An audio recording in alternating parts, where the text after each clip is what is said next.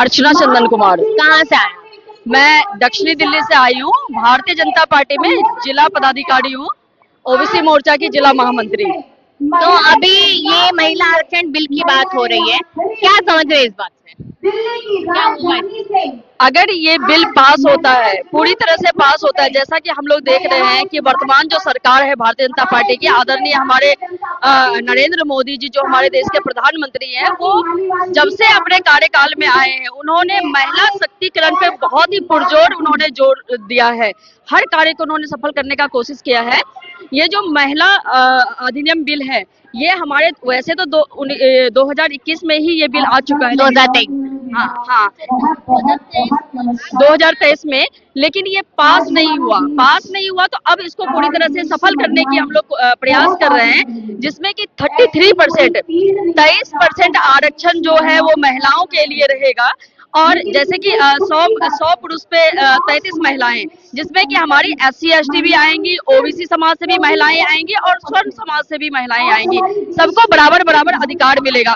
इससे हमारे देश की अर्थव्यवस्था में, स्वास्थ्य व्यवस्था में, शिक्षा के क्षेत्र में बहुत ही ऊंचाई पे हमारा देश जाएगा। बहुत बढ़िया बात है कि महिलाओं को आगे बढ़ाने की बात की जा रही है। 2023 में ये बिल पास हुआ था, एग्जीक्यूट नहीं हुआ था क्योंकि देश में जनगणना नहीं हुई। 2011 के बाद से देश में जनगणना नहीं हुई। तो मोदी जी जनगणना क्यों नहीं करा रहे? क्योंकि जनगणना कराएंगे तो उससे एग्जैक्ट पता चल पाएगा शायद कि देश में कितनी आबादी है। क्या लगता है? मैं आपको बता दूं कि वैसे हमारे पोर्टफोलियो में है कि 2026 और 27 में देश के अंदर जनगणना होगी, ठीक है।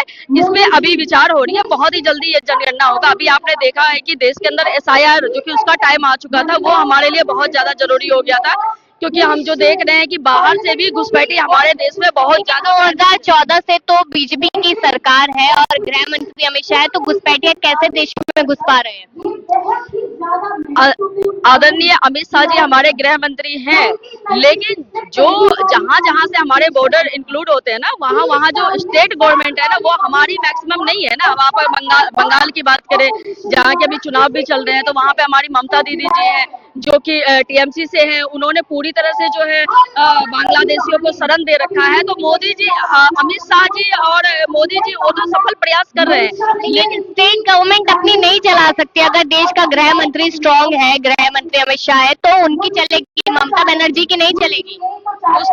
उस पे कार्य किया जा रहा है। अभी आप देखिए, अब उन्होंने जो हमारे बॉर्डर पे तैनात हमारे जो आर्मी भी हैं, वो भी कितना ही करेंगे और क्या करेंगे, क्योंकि अलग अलग तरीके से हमारे देश में ही हमारे देश के गद्दार बैठे पड़े हैं। तो वहां तक सरकार को भी वहां तक कार्य करने के लिए ना बहुत ही बेसिक रूट लेवल से हमें एक एक चीजों को देख के करना होता है। आप कह रहे हैं कि 2023 में पूरा विपक्ष साथ था इस महिला आरक्षण बिल के, पूरी वोटिंग डली थी सिर्फ 2 लोगों को छोड़ के, ठीक है। उसके बाद अब ये पास नहीं हुआ। अब लोकसभा में मोदी सरकार 800 प्लस सीटें कर रही है, तब भी महिलाओं को 33% ही दिया जाएगा। तो ये तो महिलाओं के साथ खिलवाड़ है ना। पहले 543 में 33%, अब 800 सीटों में महिलाएं तो उतनी है। या तो प्रतिशत भी बढ़ाया जाए, वो नहीं लगता आपको?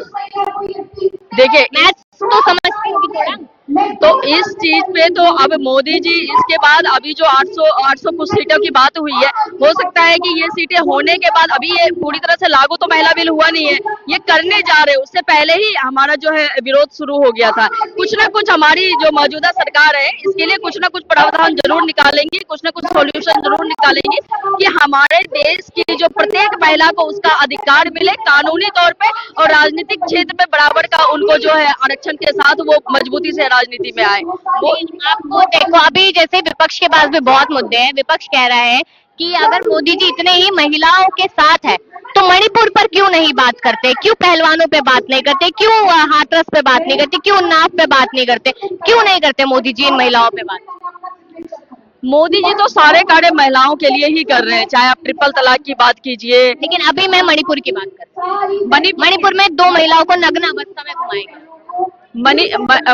मणिपुर को ये जो भी ये घटना, इस घटना को हुए साल भर से ऊपर हो गया, 3 साल हो गया है, और गवर्नमेंट अंदरूनी तौर पे उस पर भी कार्य की है। कभी कभी कुछ परिस्थिति ऐसी होती है कि हम खुले में ओपन मार्केट में नहीं कर सकते, सोशल मीडिया पे आकर के नहीं कर सकते, और मुझे पूरी तरह से विश्वास है कि हमारी सरकार उसके लिए पूरी तरह से कार्य कर रही है और किया भी होगा, उन्होंने एक्शन लिया भी होगा, जो कि आने अभी तक कुछ नहीं हुआ है। अभी तक कुछ नहीं हासिल। आने वाले कुछ समय में पब्लिक के बीच आ जाएगा वो। और जिस तरीके से जो पहलवानों को जंतर मंतर पे से घसीटा गया था, ब्रिजभूषण शरण सिंह का नाम उसके सामने आया था कि पोस्को एक्ट उन पे लगा था, कोई कार्यवाही नहीं हुई उन पे।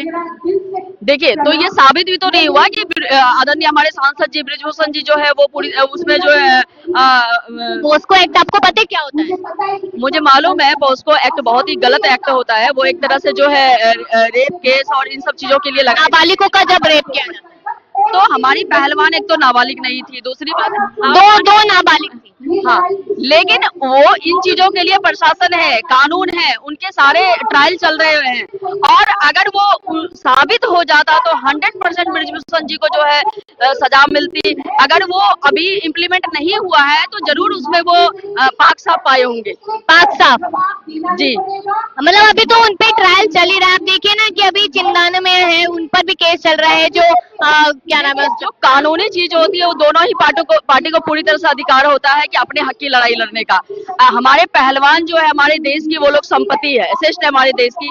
तो और हमारे लिए वो बहुत ही ज्यादा गर्व की बात है। तो वो भी अपने अधिकार की लड़ाई लड़ रही है और हमारे सांसद जी भी, ब्रिजभूषण जी भी अपने अधिकार की लड़ाई लड़ रहे होंगे। दोनों में से ये सुप्रीम कोर्ट का, हाई कोर्ट का मामला है, इसमें मैं ज्यादा क्या बोलूं, लेकिन जो भी बेहतर होगा वो उनके हक में। लेकिन मोदी जी ने खुद संसद में और एक बयानों में खड़े होकर ये कहा है कि सोनिया गांधी जर्सी गाय है, 50 करोड़ की गर्लफ्रेंड है। ऐसे शब्द क्या किसी राष्ट्रीय अध्यक्ष के लिए सही रहते हैं? तो आप ये भी तो देखिए कि विपक्ष से भी तो इतनी सारी बातें मोदी जी के लिए कही जाती हैं। जैसे कि मोदी जी के माँ के लिए उन्होंने बड़े ही गलत शब्द बोला था। एक बार मोदी जी की माँ को गाली तक भी दी गई थी मंच से। राहुल गांधी जी ने नहीं दी थी। राहुल गांधी ने जो भी उनके पार्टी से, कांग्रेस पार्टी से कोई भी जो कार्यकर्ता था, जो भी था, वो उसको निकाल दिया। लेकिन मोदी जी खुद किसी की माँ को कह रहे कि विधवा औरत है वो, ये भी तो शब्द सही नहीं है ना फिर। मतलब मोदी जी करे तो ठीक। आप मोदी जी को देखिए, मोदी जी को देश का चोर बताया जा रहा है, मोदी जी को इतनी गालियां पड़ती है, मोदी जी की माँ को, इतने परिवार को घसीटा गया है, मोदी जी को चाय वाले चाय देखिए, चाय बेचते थे उन्होंने खुद कहा। हर किसी का अतीत होता है। मैं भी एक अतीत से उठ के आई हूँ, आप भी एक अतीत से उठ के आई हैं। तो उस चीज पे बार बार आज वो देश के सर्वोच्च पद पे है, माननीय प्रधानमंत्री है हमारे देश के, उनकी एक गरिमा है। उस चीज के लिए सब शैली को अपने सलीके में रखना चाहिए। अगर मोदी जी ने गांधी परिवार के लिए, आदरणीय सोनिया गांधी जी के लिए इस तरह के शब्द शैली अगर उन्होंने मंच से बोले हैं तो जरूर कुछ ना कुछ वहाँ पे कारण रहा होगा। इसका क्या कारण हो सकता है? अगर कोई मेरी माँ को ऐसे शब्द बोले तो मैं तो पता नहीं क्या ही बना दूंगी उस इंसान का। और मोदी जी देश के प्रधानमंत्री होकर किसी महिला के लिए जर्सी गाय और 50 करोड़ की गर्लफ्रेंड जैसे शब्द का इस्तेमाल करे और एक तरफ कह रहे कि महिलाओं के पक्ष में है हम लोग। ये तो दोहरे चरित्र वाली चीज हो गई ना। उसके लिए माननीय मोदी जी ने बाद में माफी नहीं मांगी ऑफिशियल तौर पे, लेकिन उन्हें रियलाइज भी था। और दूसरी बात रही कि ऐसी शैली उन्होंने, हम लोग जरूर शर्मिंदगी महसूस करते हैं कि हमारे प्रधानमंत्री जी ने ऐसे बोले, लेकिन ऐसे शब्दावली उनको सुनना पड़ रहा है उनके पार्टी की ओर से और बहुत अभद्र बातों का उन्हें सामना करना पड़ा है। आज भी हमारे देश में आप देखिए इतने कार्य उन्होंने, अनगिनत कार्य किए देश हित में। आज महिलाओं के लिए इतने कार्य वो कर रहे हैं। जैसे आप देखिए अभी उज्ज्वला गैस योजना लेकर के, घर पर गैस के लिए तो लाइनों लगी पड़ी है गैस के लिए। तो आप ये देखो ना, जहाँ पे बाहर विदेश में, जहाँ दूसरे कंट्री जो है वहाँ गोले गिर रहे, बम के गोले गिर रहे हैं, लोग मर रहे हैं, इतनी सारे चीजें हो रही है, वहाँ हम देश में सुरक्षित है।